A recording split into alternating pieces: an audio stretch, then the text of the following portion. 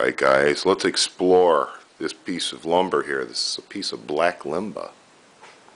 Black Limba has a wonderful sort of satiny sheen to it when it's finished up, and it has a tight grain. It's similar to mahogany in density and strength, and the tree leaves these little deposits as it grows, and sometimes you get some really striking features in it, which will be revealed shortly by the planer.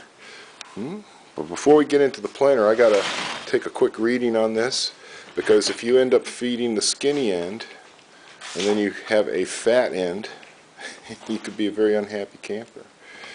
Alright, so let's take a quick reading. Okay, I'm about 1.14. Okay, 1.17 or 1.8, 1775. Flip her around, take a look at this. We're going to put the skinny in and get that planer started up. 1.3, yeah, this is the skinny end. Yeah, 1.1. Okay. Alright, so first we're going to find out just how fat we have to jack this baby up. Alright, let's see. The way I get going with my planers, I'll just feed the plank in there and I'll lower it down on it until I see my needle jump up a little bit, and then I'll come up like a crank, so I can maybe crank it in half so I can get it out. And now I know I can come down, crank, and get her started. It's a dusty operation, so a little bit noisy. Might want to turn your volume down.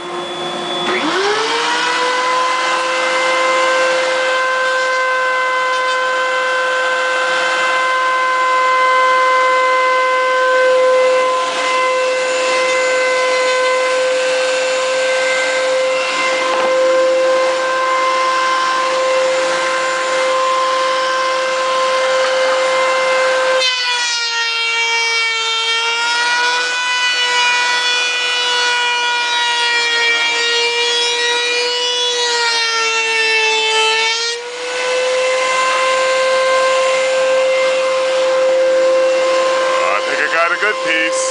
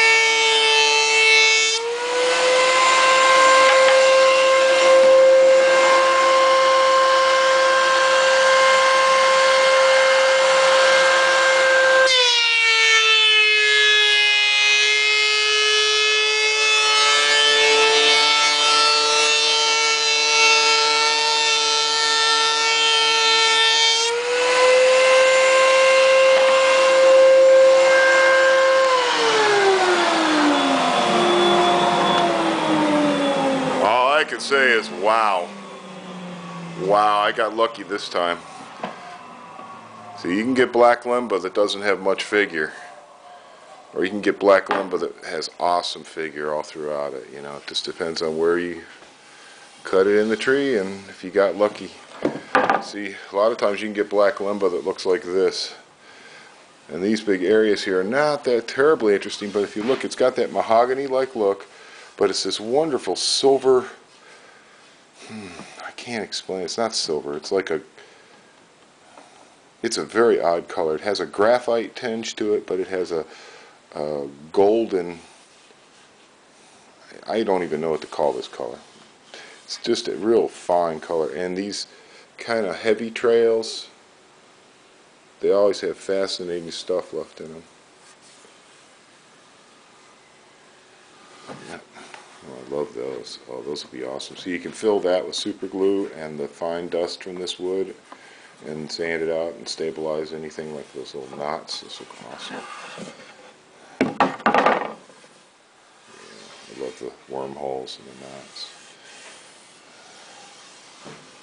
Oh yeah, look at that. This is just so cool looking.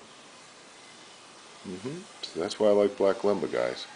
Yeah, it's a little noisy. I know this video is a little noisy there. Just I'll put a warning on it to turn your volume down, but just so you can get a good idea, that's Black Limba. That's why I like it. It's relatively hard.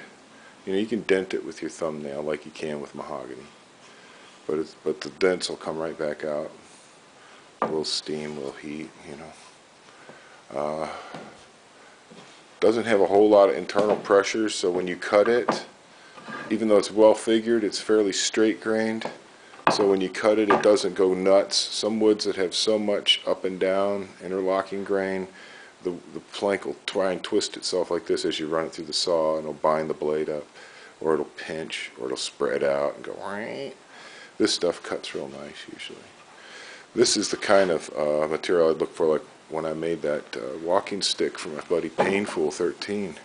I was looking for this kind of figuring, and his just happened to have a piece that went like this and then went into a fork of color, so I ended up making him a kind of a fork handle just to follow that because it was so cool looking.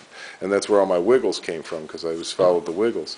And you can see how this would make just an amazing walking stick if you just cut right outside the perimeter of that and then just shaped it into a nice wiggly shape. You could chase all those colors out of it and get all the real highlights of it.